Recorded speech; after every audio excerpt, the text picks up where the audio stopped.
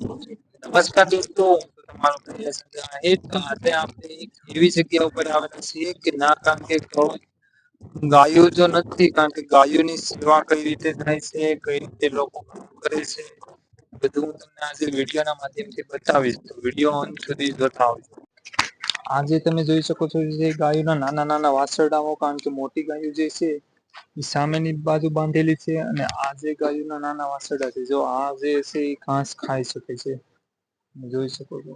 કારણ કે તમે જોઈ શકો છો આ ગાયોના વાછરડા, કારણ કે આ ગાય માતાની જે સેવા કરવી એ કોઈ નાની માના ખેલ નથી. ગાયો માટે તો માણસ મરવા પણ તૈયાર થાય છે. તો હવે તો આપડી માં કહેવાય, કારણ કે 33 કરોડ દેવતામાં બિરાજમાન હોઈ શકે છે. જો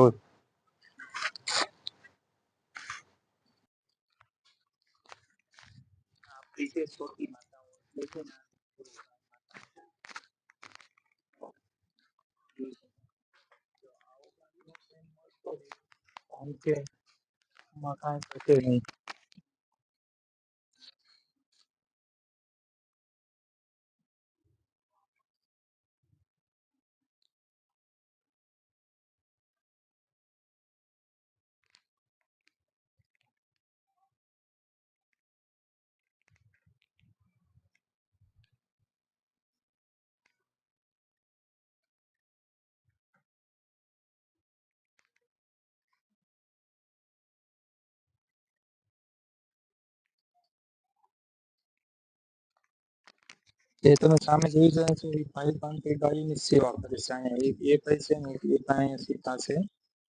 કારણ કે હું તમને મોટી ગાયો છે એ બતાવીશ. બધી અહીંયા ગીર ગાયો થાય છે.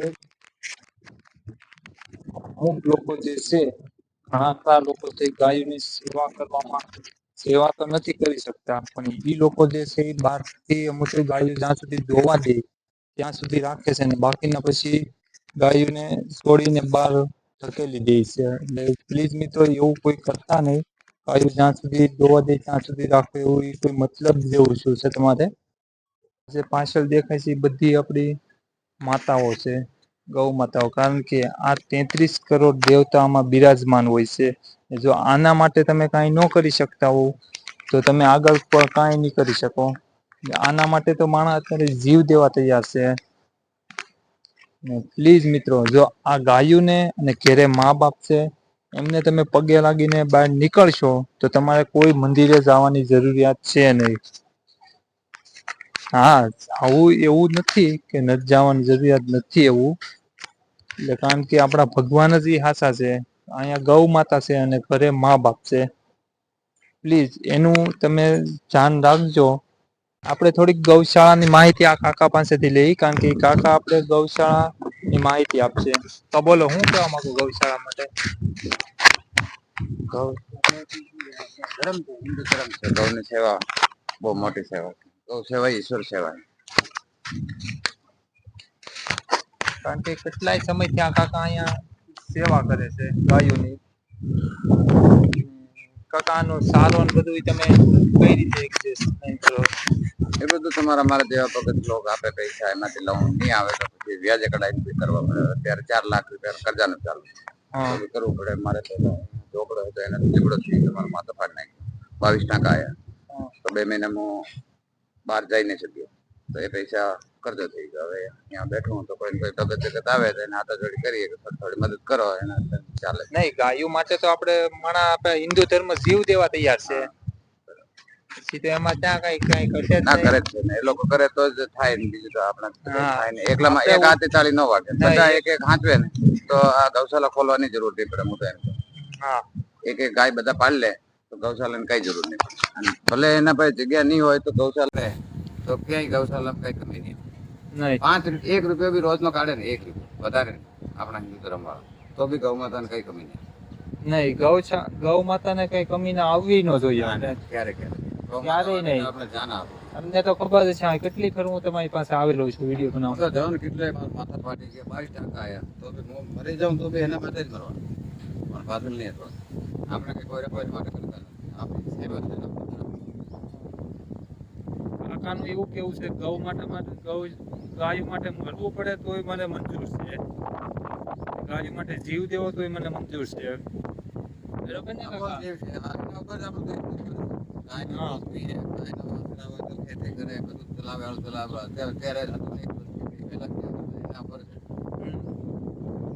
અંદર ઘઉં આપણે ત્યાંથી આવે, આપણે હળ ચલાવીએ. ને જે આ લોકો ગાયોને ધોઈને કાઢી મૂકે છે કાકા, એ તો ઈ કસાઈ છે, એને કઈ રીતે કહેવાય? એ તો- એ તો ઈ નહીં right વાત છે. કરવાની. હા, ક્યારે right? કાઢે એ right ના છે. નહીં રાખવાની. ગાયો જ્યાં સુધી રાખવાની તો ગાયો ગૌશાલાનો મતલબ એ છે કે ખાલી એને જ આશરો આપવાનો. આપણે ગાયો જ્યાં સુધી દોવા દે છે ત્યાં સુધી રાખે છે ને બાકી ધકેલી દે છે. એ જ આપણા વાળા જ કરે છે. ઈ લોકો ઈ નથી વિચારતા કે આમાં 33 કરોડ દેવતા છે. દૂધ આપે કે નહીં આપે એના પર હાથ ફેરીએ ને તો ભાઈ આપણે કેટલાય ઉપાડા, બોસ એના પર હાથ ફેરવે. એના ગોદડો આપણે હાથમાં લઈએ ને તો કેટલી બીમાર જાતે. એના ગૌમૂત્ર બરોબર છે. વગર તો પેલા ક્રિયા હોય ને. ગાયો નથી હારે તો અત્યારે માણા હા, એ આપણને પાળે, આપણે એને પાળતા નથી. ગૌમૂત્ર આપણને પાળે. બરોબર રાઈટ વાત છે.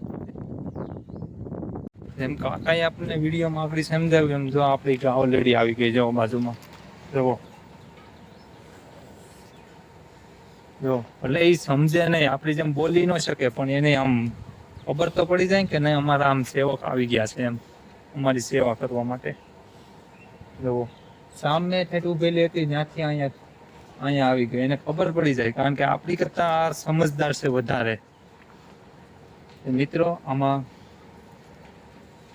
તમે કાંઈ કારણ કે ગાયો માટે જેટલી તમારથી સેવા થાય એટલી કરીશો કે ગાયો માટે અને જે રોડે બેઠેલા હોય લોકો કે કોઈ પણ ગરીબ લોકો હોય એમના માટે તમે જરૂરથી સેવા કરજો. નહીં એવું નથી કહેતો કે તમારથી જેટલું દાન થાય જેટલું થાય એટલું તમે કરજો.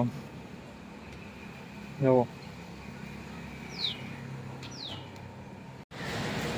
ને વિડીયો પસંદ આવે તો લાઈક શેર અને સબસ્ક્રાઈબ કરવાનું ભૂલતા નહીં. ને જેમ બને એમ ગાયો માટેનો વિડીયો છે એટલે જેમ બને મિત્રો શેર કરજો ને સપોર્ટ કરતા રહેજો. જય શ્રી રામ, જય ગૌ માતા.